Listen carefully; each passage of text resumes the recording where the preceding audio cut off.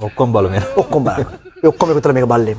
මම ඒකයි පවුලකට සමාන කරලා මදුසාන් කියන්නේ තාත්තා කෙනෙක් ණය ගන්නවා තමුන්ගේ දරුවන්ගේ කරදර උස්මහත් කරලා උගන්නලා දරුවෝ ඉල්ලන වාහනේ අරන් දීලා දරුවෝ ඉල්ලන මේ පහසුකම් ටික දීලා අනිවාර්යෙන් හැබැයි දරුවා පෙරලලා අහනවා ඇයි උඹලා අපිට මෙහෙම කරන්නේ උඹලගේ යුතුයකම් මේව කරන්න ඕන ඉතින් එහෙම කරන්න බැරි තාත්තව ගෙදරින් එළියට ඇදලා දාන්න දැන් උඹෙන් අපිට වැඩක් නැහැ උඹව නඩත්තු කරන්න අපිට බෑ උඹව බලා ගන්න අපිට බෑ උඹට බේත් හේත් දෙන්න අපිට බෑ උඹට වියදම් කරන්න අපිට බෑ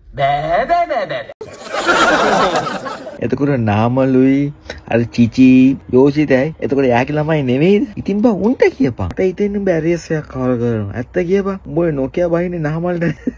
ඌ කරන්නේ නැති කමට උඹ ඌට නේද බයින්නේ. බා තමේ නරක සමනලයා.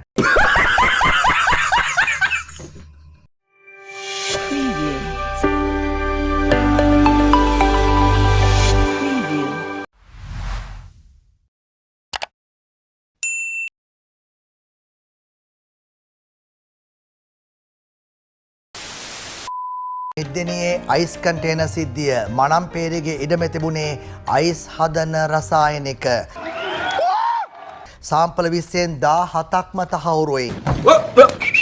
මෙත්මල් පිබිදෙන්න යන්නේ නාකොටෙක් එකටයි කස්ටම් එකේ මහත්තුරුන්ටයි. ඒ නිසා ගමේ භාෂාවෙන් කියනවා නම් බබා හම්බ වෙන්න තමයි යන්නේ. හුණුගල් කියලා කිව්වා ඊට පස්සේ ටැල් කිව්වා පවුඩර් පාම් පිටි හුණුගල්ම ඩොලමයිට් කියලා කිව්වා ඔන්න දැන් අයිස් බේබි වෙලා තියෙන්නේ වාර්තාව ඇවිල්ලා තියෙන්නේ දැන් ඉතින් ඔය කිව්වට බොරු වෙන්නේ නැති එහෙම කියන්නේ සමහර වෙලාවට පාම් පිටි බයියෝ එහෙම කියන්න පුළුවන් කිසි ප්‍රශ්නයක් නැහැ හයිවේ එකට ගියා මහරගමින් හරි කොළඹින් හරි නැග්ගා අයිස්ලන්තය බලා පිටත් වුණා මෙත්මල් පිබිදේවා කියලා හිතාගෙන කෙලින්ම අයිස්ලන්තයට යන බස් එකකට නගින්න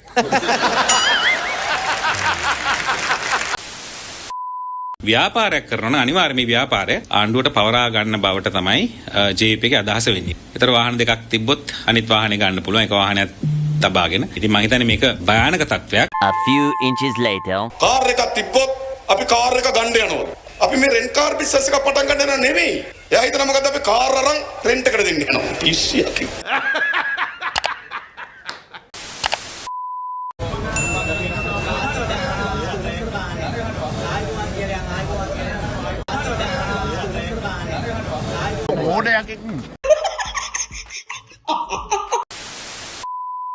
මේ රටේ මිනිස්සු ඔය වගේම ආපහු හැරිලා තමුන්නාන්සලට ගහන දවසක්. ඒ දවස වෙනකොට ඉස්සල්ලාම බේර ගන්න තියෙන තමුන්නාන්සලගේ ජනාධිපතිවයි අගමැතිවයි ඇමතිවරු ටිකයි. අපිට ප්‍රශ්නයක් නැහැ. අම්මට සීරි. ආණ්ඩුවට මාර ආදරයක් තියෙන්නේ දයා. දයාගේ දයාව බේරෙනවා.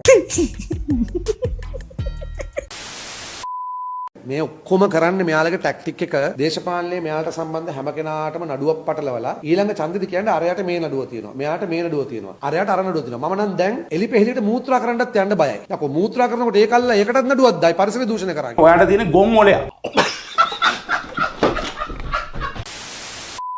ලියවෙන්න ඕන මෙතුමාට පින් සිද්ධ වෙන්න අද අපි මේ ඕන මගුලක් කරන්න ඔය පාතාලය අල්ලන්න හරි වෙන මොනවා හරි ජල් බර අල්ලන්න ඔය හැම මගුලක්ම කරන්න රටක් ඉතුරු වෙලා තියෙනවා ඒ රට බේරගත්ත ඔබතුමාට පින් සිද්ධ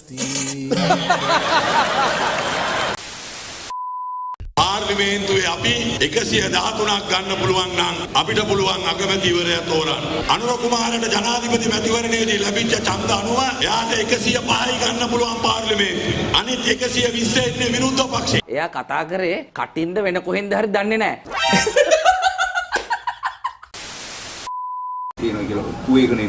නෑ ඇත්තටම ලංකාවට අයිස් කියන දේ තොගසාසිල්ලට ආවේ අනුර කුමාර දිසානායක ජනාධිපතිවරයා ඉන්න කාලේ.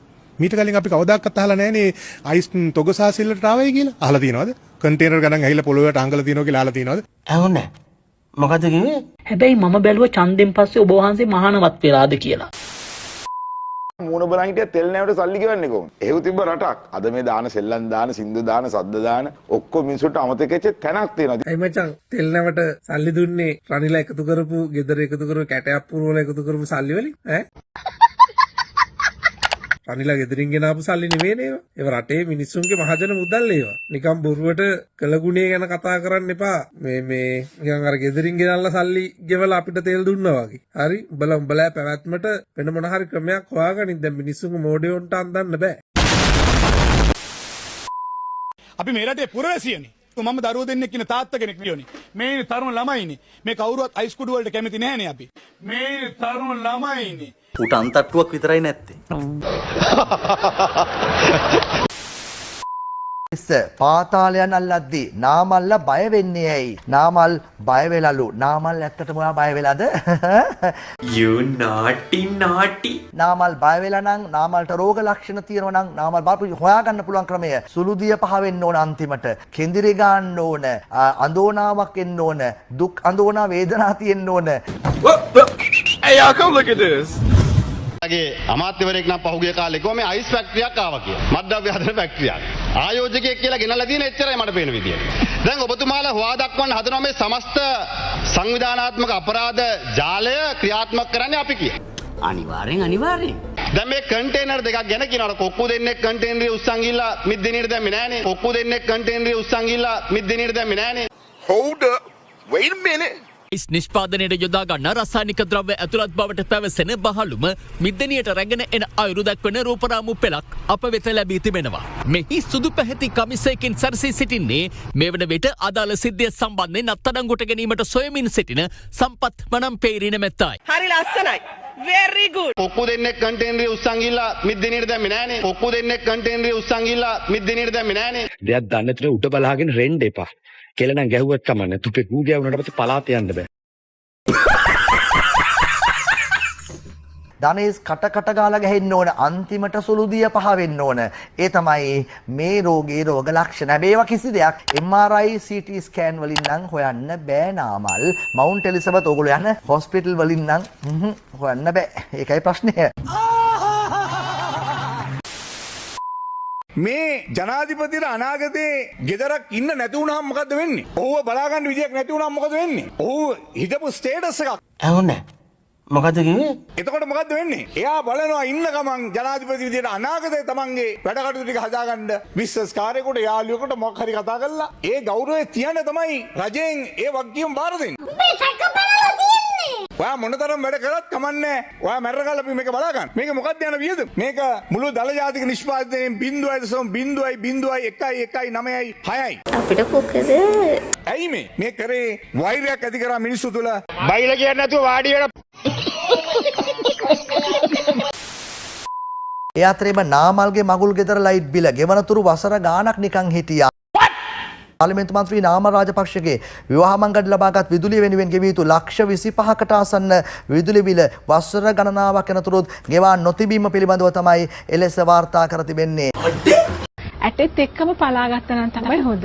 ඔයා දැන් ශිෂ්‍යත්වෙත් කරනවත් දන්නේ නැහැ. තාම ලයිට් බිල ගෙව්වේ නැහැ ලක්ෂ 25ලු. ඕගොල්ලෝ පොඩ්ඩක් try කරලා බලන්න 2500ක විතර ARS එකක් තියලා විදුලි බල මණ්ඩලයේ තාප්ප කඩාගෙන ගේට්ටු කඩාගෙන ඇවිල්ලා කපලා ගිහලා රීකනෙක්ෂන් ෆී එකකුත් ඇඩ් කරලා ඕගොල්ලන්ට දෙන්න. Emotional damn it. මොකෝ අපි ඉතින් මලෙන් උපන් කුමාරු ඇනේ ලක්ෂ 25ක් දෙන්න. එම තමයි අපි ගියේ නැති වෙඩින් වලට අපි අවුරුදු 76ක් ගෙවලා තියෙනවා. අපි පාවිච්චි කරපු නැති ලයිට් වලට බිල් අපි ගෙවලා තියෙනවා. අපි හදපු නැති බල්ලෝ හදාගන්න අපි සුනක පාල්ලට පඩි ගෙවලා තියෙනවා. අපිට ඔයපු නැති කෝකින්ට අපි ගොඩක් වියදම් කරලා තියෙනවා. අපේ වාහනෙට තෙල් ගහන්න නැති වුණා අපි ගොඩක් වාහන වලට තෙල් ගහලා තියෙනවා. අපිට නැති වුණත් අපි ගොඩක් අයට යන්න වාහන අරන් දීලා තියෙනවා. තමයි